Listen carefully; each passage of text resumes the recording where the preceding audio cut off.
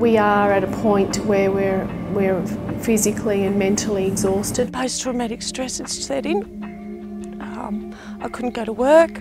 I ended up becoming redundant. After 6 months, you know, the long-term effects of the stress and the high adrenaline levels and things like that starts to take a physical toll on the body. There's hardly a day goes by where someone with good intentions is asking you questions. And you can't just be rude and ignore it. So you've got to work through that. No more fires anymore.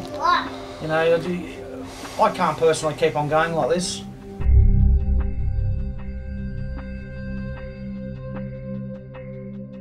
Every day has been a struggle to survive.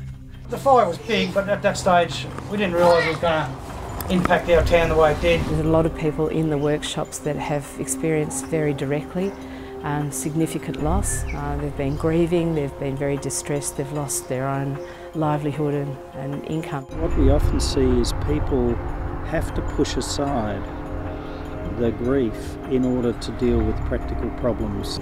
My young bloke had a really rough time. He lost 2 mates within the time, one on the fires and one just previous. And at 15 and 16 years of age, it's very, very hard to teach them to deal with that sort of thing. It's been extremely difficult to realise and to understand that our life as we knew it, our work as we knew it, our friends and our town, they're no longer, and it's all going to be different. It is all different. I could have been there a bit more, but I had to do what I was doing. It was good for me to be busy, to keep my mind off things. But at the same token, you know, we'd lost everything, so we had to keep this going and put our efforts into it, and we really had no choice. There's a lot of damage in the community, and the rebuilding process, I think, is not a priority. I mean, it's certainly a priority for some people and a lot of people, but for others, it's not a priority. It's, you know, the focus is on healing. We've dealt with, I would have thought, about 90%, and the 10% was always going to be hard. It was about 10% of where are people going to live? Do they have enough money to build or do anything? And you know, what are we going to do about those?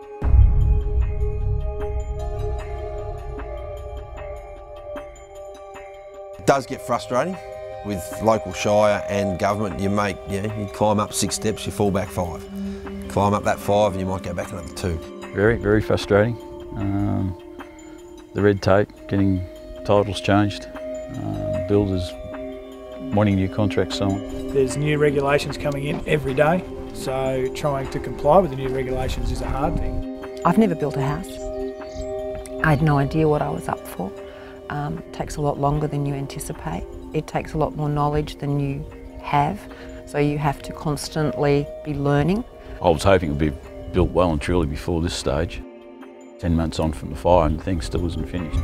I think Vibra's in a place where we know what the problems look like, have solutions in place for most of them, but we'll always have to just work on the 10%.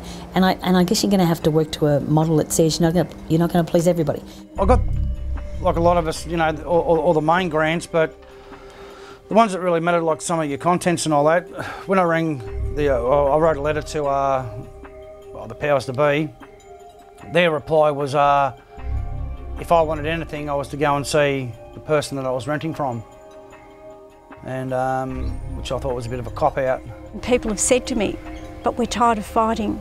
We're drained, we're exhausted. We've been through, you know, this enormous fire. We've come to where we're at. We can't even put pen to paper to be able to put our feelings down, because what difference is it going to make anyway? I felt very bitter over that, because considering what we'd all been through, and you know, at the end of the day I could have stayed at home and defended my house or her house.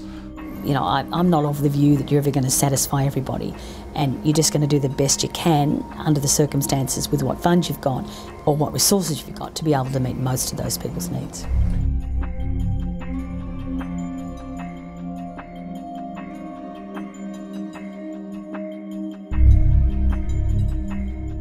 Since the fires, the downturn that was had in those, you know, initial 3 months was huge, absolutely huge. You had areas, you know, Kinglake, you couldn't get back into Kinglake for about 7 weeks. So people, the businesses that were there, were finding it really hard to survive. Yeah, there are businesses, a few businesses up here that are probably same as us, found it pretty hard.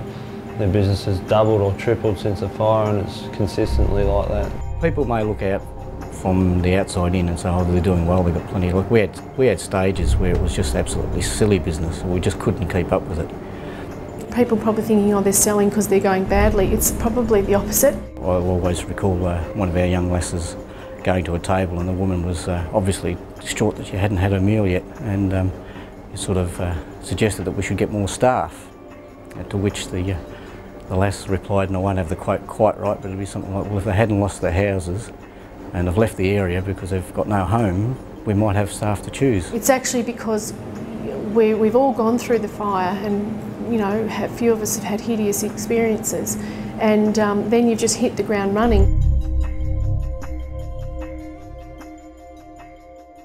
We're at the stage where we're trying to rebuild our lives. We know that it's never going to be the same. Our lives as we know it is gone. It's gone. It went up in that fire. So we have to make a new life from scratch again. We've still got a lot of those issues that were on the butcher's paper, the 50-odd issues that are sitting there, the softer ones. You know, it's easy to go in with excavators and clean up. You know, it's a hard task, you just do it. Easy to put fences up, you just got to mobilise it and do it. But the softer ones are harder to do, and they're still sitting out there. We've got, we've got families that lost people. And, you know, we've got to keep an eye on them, and we've got people that are possibly a bit scared about the coming fire season. So we've got to watch that. I think there's more hope. I think there's more recognition of trauma, so both in people themselves as well as the broader community. So I suppose there's just a lot more understanding what the challenges might be in the future, or what sort of challenges have been solved. So I think we've moved a fair bit. The biggest help we've had is the love and the care and the share and the generosity of Australia and the rest of the world. Their support has been just absolutely overwhelming.